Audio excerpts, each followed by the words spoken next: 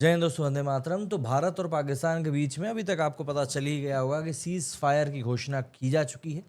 अब एक और मौका मिल जाएगा भारत में बैठे हुए कुछ बुद्धिजीवियों को ये बोलने का कि देखिए, एक पॉपो आए और उन्होंने वॉर रुकवा दिया। ये लोग वही हैं जो उठते बैठते बस मौका ढूंढते रहते हैं कि कैसे भी करके हम अपने देश को नीचा दिखाने का काम कर लें, हम अपने देश के खिलाफ जाके बात कर लें।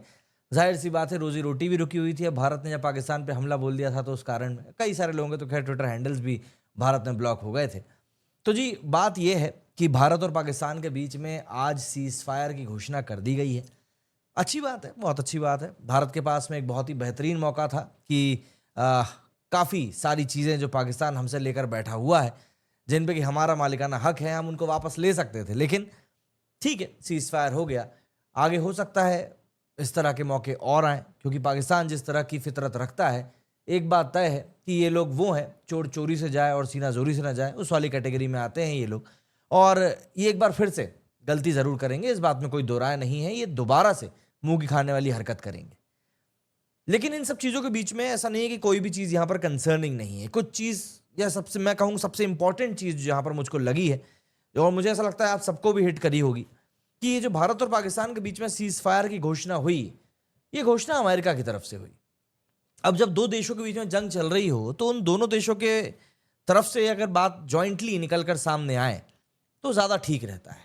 लेकिन जब अमेरिका इस तरह की बात सामने लेकर आता है, फिर उसके बाद इंडिया अनाउंसमेंट करता है, देन पाकिस्तान अनाउंसमेंट करता है, तो कहीं ना कहीं चीज़ें लगती हैं कि यार क्या चीज़ें कुछ अलग तरीके से हुई हैं। क्योंकि देखिए, इसमें कोई दो राय नहीं है। आईएमएफ की तरफ से जब पाकिस्तान को लोन सैंक्शन हुआ था, तो एक बात तय थी कि अमेरिका डायरेक्टली ना सही, लेकिन इनडायरेक्टली तो पाकिस्तान को नहीं चाहता कि वो हारे, या नहीं चाहता कि पाकिस्तान बर्बाद हो। आपको मैं इसका कारण भी बता देता हूं कि क्यों ऐसा मैं कह रहा हूं। दरअसल आईएमएफ में जब भी किसी देश को लोन देने की बातचीत चलती है, तब वहां पर वोटिंग होती है। वोटिंग में 85% की मेजोरिटी होना जरूरी होता है। अमेरिका के पास में सबसे ज्यादा 16.5% की वोटिंग राइट्स हैं। इसका मतलब यह है कि जब तक अमेरिका नहीं चाहेगा, जब तक अमेरिका नहीं चाहेगा, तब तक किसी भी देश को पैसा नहीं मिल सकता है। तो इसका मतलब सीधा से यही है कि पाकिस्तान को अगर आईएमएफ की तरफ से इतना बड़ा पैकेज मिला है, जिसमें कि 8,000 करोड़ रुपए तो तुरंत ही मिल गए और अभी 12,500 करोड़ रुपए धीरे धीरे किश्तों में दिए जाएंगे, तो बिना पाकिस्तान की मदद से नहीं मिले। और उसके ही अगले दिन ये अनाउंसमेंट हो जाता है, मतलब कल रात को, देर रात को ये खबर निकल कर आई थी कि भाई आईएमएफ ने लोन सैंक्शन कर दिया है, और फिर आज देर शाम को ये खबर निकल कर आ गई, वो भी अमेरिका की तरफ से, कि भैया इंडिया और पाकिस्तान जो है वो सीज फायर को करने के लिए बिल्कुल एग्री हो गए हैं। एंड बहुत अच्छी ग्रेटनेस दिखाई है इन दोनों ने, समझदारी दिखाई। इस तरह की बातें कुछ डोनाल्ड ट्रंप साहब ने कही। अब देखिए, एक बात आप समझिए कि डोनाल्ड ट्रंप को घंटा कुछ नहीं पता कि भारत और पाकिस्तान की हिस्ट्री क्या है, क्या नहीं है, किस तरीके से पाकिस्तान ऑपरेट करता है, किस तरह की पाकिस्तान की मानसिकता है, किस तरह से पाकिस्तान चीज़ों के लिए अपना पर्सपेक्टिव रखता है भारत को लेकर। वरना डोनाल्ड ट्रंप इस तरह की बातों में ध्यान देते ही नहीं है। डोनाल्ड ट्रंप का मतलब यही रहता है कि अरे दोनों को लड़ने दो, हथियार हमारे बिकेंगे, फायदा हमें होगा। इनके आगे जो न्यूज़पेपर्स हैं अमेरिका के, वो तो ये कह रहे थे कि ये जंग भारत पाकिस्तान के बीच में हो रही है तो हो रही है, लेकिन ये जंग चाइनीज वेपन्स और अमेरिका के वेपन्स के बीच में भी एक बहुत बड़ा टेस्ट है। चाइना जो कहता है हमने बहुत बड़े बड़े वेपन्स को डेवलप किया है, वो सब पाकिस्तान को देता है, और भारत अमेरिका से कुछ एक हथियार लेता है, तो इन दोनों के बीच में ये जंग बताई जा रही। तो अमेरिका का तो ये पर्सपेक्टिव था। दरअसल सबसे ठोस बात यहां पर यह आ रही है कि पाकिस्तान, जो कि ऑलरेडी एक फेल्ड इकोनॉमी है, अगर पाकिस्तान पूरी तरीके से इस लड़ाई में हार जाता, निस्तनाबूद हो जाता, खत्म हो जाता, तो कंसर्निंग बात यह खड़ी हो जाती कि पाकिस्तान जो कि एक देश के तौर पर बैंकरप्ट होता, वहां से रेफ्यूजी क्राइसिस निकलता, जिससे कि इस समय पूरी दुनिया ग्रसित है। और खास करके जब हम इस्लामिक रेफ्यूजीज की बात करते हैं, तो हम देख ही रहे हैं कि ब्रिटेन में क्या चल रहा है और बाकी देशों में क्या चल रहा है।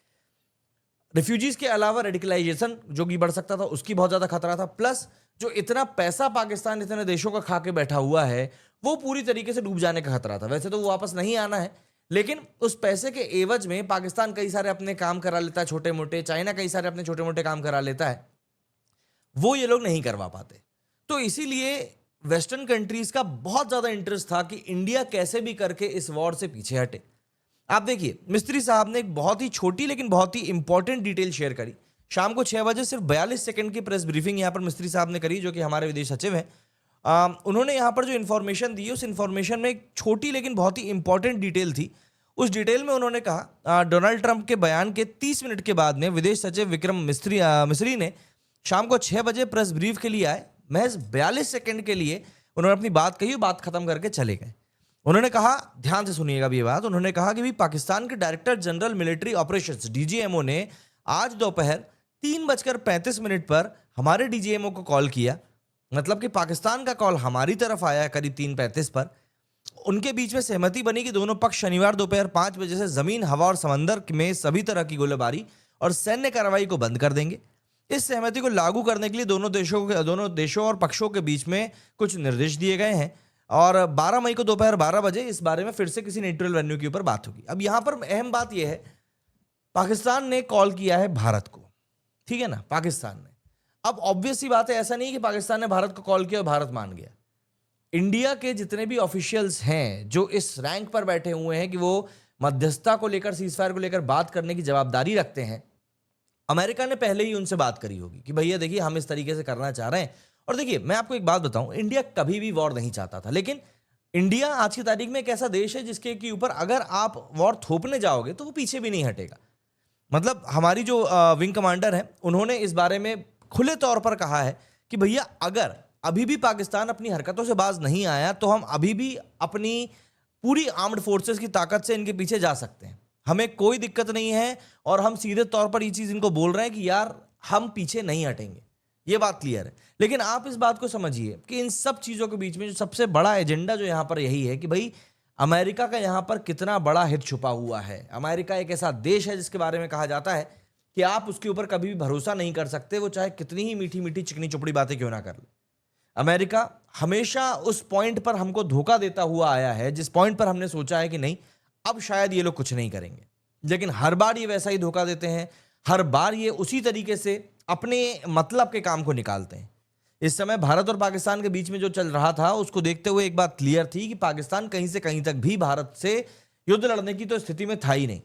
जिस तरीके से जो एयर बेसेस पाकिस्तान के नष्ट हुए और उनको लेकर जो डिटेल सामने आई, उससे भी ये बात समझ में आ रही थी कि भैया ये लोग जो है ज्यादा दिनों तक टिक पाएंगे नहीं, जिससे कि पाकिस्तान में जो सिचुएशन थी वो बहुत ज्यादा पैनिक वाली क्रिएट हो रही थी। और यही कारण था कि ये लोग लगातार इतनी ज्यादा फेक न्यूज फैला रहे थे कि पूछिए मत। मतलब आज दोपहर में देख रहा था, वहां से तो एक न्यूज ये भी निकल कर आ गई कि इमरान खान को जेल में निपटा दिया गया है। हालांकि बाद में उस चीज को एस्केलेट किया गया और बताया गया कि नहीं भी ऐसा कुछ भी नहीं है। तो यहाँ पर जो सिचुएशन है ये लगातार, अब जैसे कि एयर बेसेस की जो लिस्ट निकल कर सामने आई है पाकिस्तान की जो खत्म हो चुके हैं, वो है नूर खान, चकला, रफीकी, मुरीद, सुकूर, सियालकोट, परसरूर, चुन्नियन, सरगोड़ा, सकारू, भोलारी और जेकबाबाद। ये वो एयर बेसेस हैं जो कि इंडिया ने डिस्ट्रॉय कर दिए। तो ऑब्वियस सी बात है पाकिस्तान इस समय काफी हद तक अपनी नाकामी छुपाने के लिए भी सीजफायर के लिए कहीं ना कहीं एग्री हुआ है। आप इस बात से डिनाई नहीं कर सकते हैं। सिंपल सी बात यही है, सिंपल सी बात यह है। अब इसको लेकर आपको जो भी कुछ लीपापोती करनी, जो भी कुछ करना अपन कर सकते हैं, लेकिन हाँ मुद्दा यही है कि अमेरिका ने यहां पर अपना स्वार्थ सिद्ध किया है और भारत ने यहां पर यह देखा है कि भैया हमको जो जवाबी कार्रवाई करनी थी हम कर चुके थे, अब पाकिस्तान को हमें देखना है। क्योंकि इस अनाउंसमेंट के ठीक पहले भारत ने एक्ट ऑफ वॉर एक टर्म का भी यूज करते हुए वहां पर अनाउंसमेंट कर दिया था कि भैया अब आपकी तरफ से होने वाली हर आतंकी गतिविधि को एक्ट ऑफ वॉर के तौर पर ही देखा जाएगा। आप बताइए आपका इस बारे में क्या कुछ कहना है। मेरे स्टूडियो फिलहाल इतना ही। जय हिंद, जय भारत।